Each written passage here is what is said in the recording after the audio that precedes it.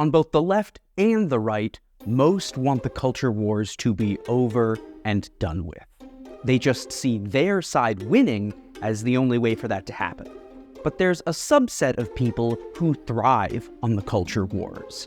These agitators don't want them to end, but for them to persist indefinitely, because their own interests depend not on reconciliation, but on conflict. While they exist all over the political spectrum, a segment on the right has formed a much more organized and blatant effort to stoke the fire of the culture wars, albeit with the veneer of civility. It's been called many things: the red economy, the Patriot economy, the freedom economy. But the conservatives pushing it the most call it the parallel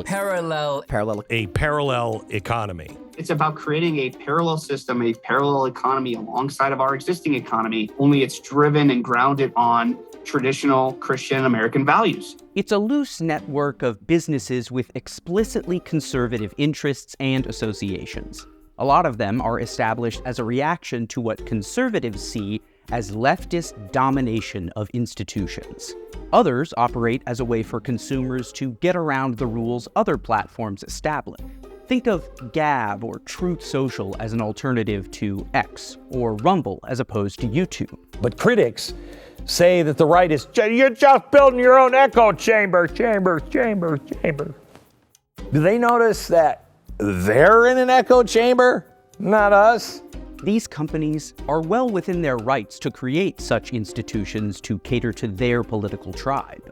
But there's nothing parallel about the parallel economy.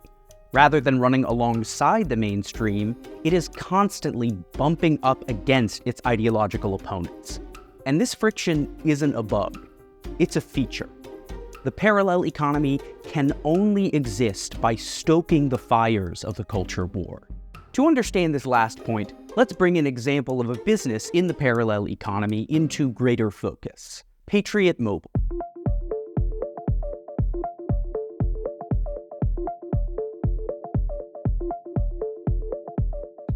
Many parallel economy products or services brand themselves as supporting American, conservative, or Christian values. They tout how pro-gun, pro-life, or pro-free speech they are, depending on what niche they're trying to fill. The specific principle isn't the most important part. Whatever it is, it's under attack.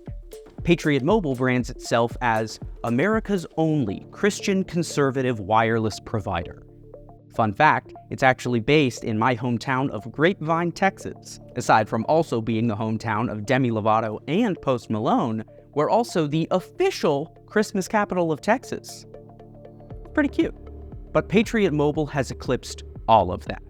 Founded in 2013, it seeks to provide conservatives and Christians a way to stop supporting companies like T-Mobile, Verizon, and AT&T.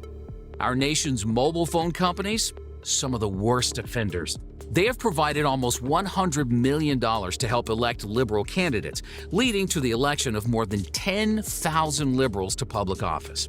Patriot Mobile does nothing inherently more conservative as part of its cell phone business, but it does give a portion of profits to what it calls its 4 pillars of giving: First and Second Amendment rights, pro-life causes, and support for the military, veterans, and first responders.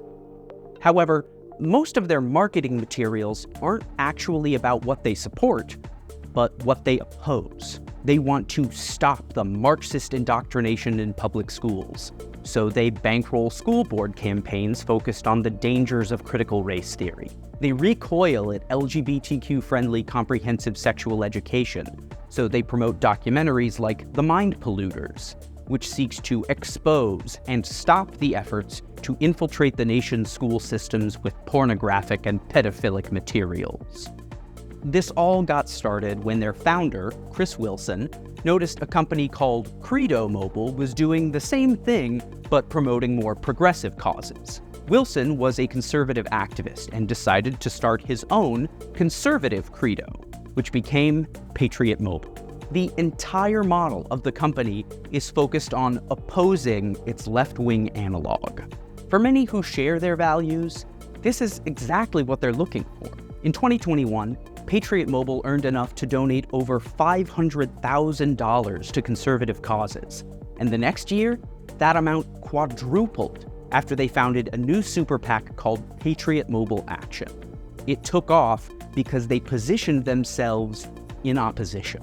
My question is, why is this concept relevant now? We haven't thought about it on the right side, but I will tell you the left has thought about it. And they've been doing this for a very long time. And they've been using proceeds from leftist organizations to fund the left machine. And we're just now catching up. You know, my company, Patriot Mobile, was originally created as a response to a leftist mobile phone company taking over a bunch of Tea Party races and winning them back in 2012.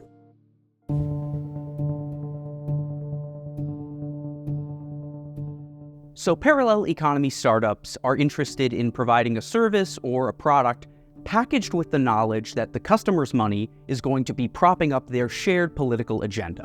The main way they distinguish themselves isn't by offering a superior product, but a superior politics.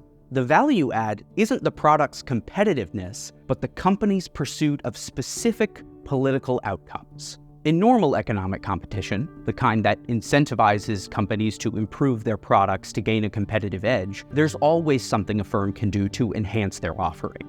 By contrast, the way that the parallel economy works, the product is incidental. It's an afterthought. What matters is the company achieving its political goals. And given that Patriot Mobile continues to grow, it seems the strategy's working. But what happens when those political objectives are met? If your business model is the pursuit of finite political ends, what does a company like Patriot Mobile do when it has successfully achieved them? For instance, their biggest claim to fame came in 2022, when they helped flip the majorities of 4 major school boards in North Texas. This prompted the passage of several policies centered on culture war issues: critical race theory, trans participation in sports, gender fluidity, racial equity, and inappropriate library books. Rather than stop there and turn its promotional focus to the quality of their product, they pushed further into the political arena, launching campaigns to support candidates in other districts and fund more conservative causes nationwide. Here's Lee Wamsgans, Executive Director of Patriot Mobile Action, outlining just where they want to head.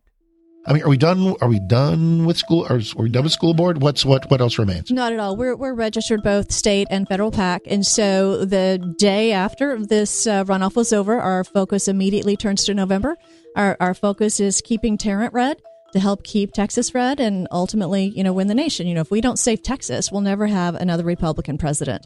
So that is our immediate goal for 2022. Ultimately, we want to expand to other counties, other states, and it be in every state across the nation.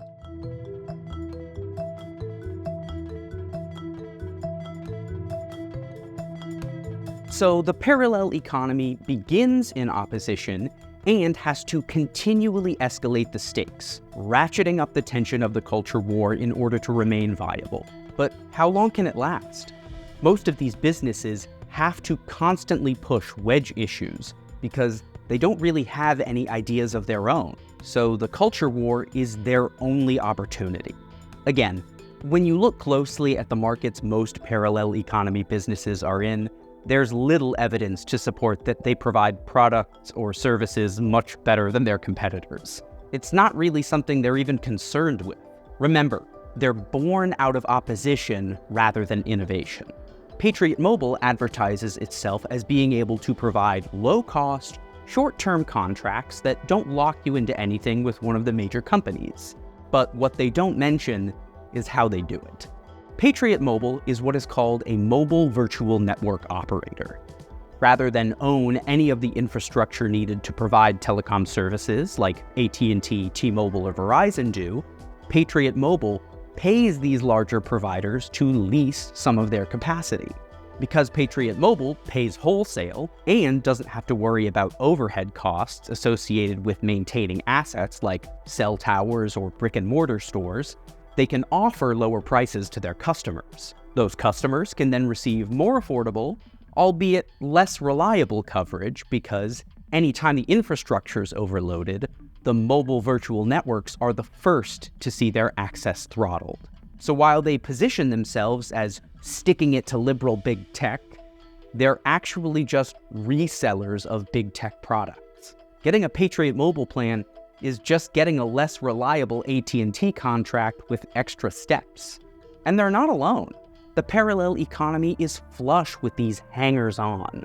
Bentkey is the Daily Wire's Netflix, and its show Chipchilla is just a bad knockoff of Bluey.